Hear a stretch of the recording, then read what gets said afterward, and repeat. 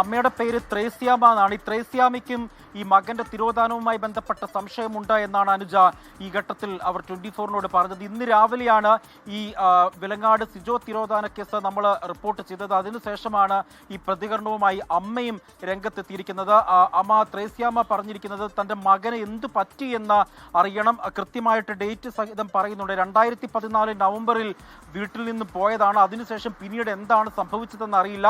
കുറ്റ്യാടി പോലീസിലടക്കം പരാതി നൽകിയിരുന്നു. പരാതി നൽകിയിട്ടും പിന്നെ ഈ കേസുമായി ബന്ധപ്പെട്ട് സിജോയെ കണ്ടെത്താനോ മറ്റു വിവരങ്ങളൊന്നും തന്നെയും അവർക്ക് കഴിഞ്ഞില്ല. ഇപ്പോൾ ഇവരുടെ എല്ലാം തന്നെയും സംശയം ചെന്നെത്തി നിൽക്കുന്നത് കണ്ണൂരിലെ ആ സെമിത്തേരിയിലേക്കാണ്. വാണിയമ്പാറ സെമിത്തേരിയിലേക്കാണ് ഇവരുടെ അന്വേഷണവും എല്ലാം പോകുന്നത്. ആ സെമിത്തേരിയിൽ കണ്ടെത്തിയത് തൻ്റെ മകൻ്റെ മൃതദേഹമാണോ ഇല്ലയോ എന്നുള്ള കാര്യത്തിൽ ഒരു വ്യക്തത വരുത്തണം.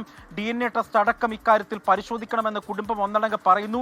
രാവിലെ നമ്മൾ ബന്ധുക്കളുടെ പ്രതികരണമാണ് നൽകിയതെങ്കിൽ ഈ വാർത്ത പുറത്തുവിടുന്നതിന് പിന്നാലെ അമ്മയും ഇതേ ആവശ്യം ഉന്നയിച്ചുകൊണ്ട് ഇപ്പോൾ രംഗത്തെത്തിയാണ്. മകൻ എന്തു പറ്റിയെന്ന് അറിയണമെന്നാണ് അമ്മ ത്രേസ്യാമയുടെ ആവശ്യം. ഏതായാലും ഇതുമായി ബന്ധപ്പെട്ട ഈ ബന്ധുക്കൾ വരും ദിവസം മുഖ്യമന്ത്രിക്കും DGPക്കും അടക്കം പരാതി നൽകാനാണ് തീരുമാനം. ഇവരുടെ പ്രധാനമായും ഉയരുന്ന ആവശ്യം ഈ വാണിയമ്പാറ പള്ളിക്ക് സമീപമാണ് ഈ സിജോസ് കറിയുടെ ഭാര്യയുടെ വീട്. അപ്പോൾ അവിടെ കണ്ടെത്തിയത് സിജോയുടെ തന്നെ മൃതദേഹമാണോ ഇല്ലയോ എന്നുള്ള കാര്യത്തിൽ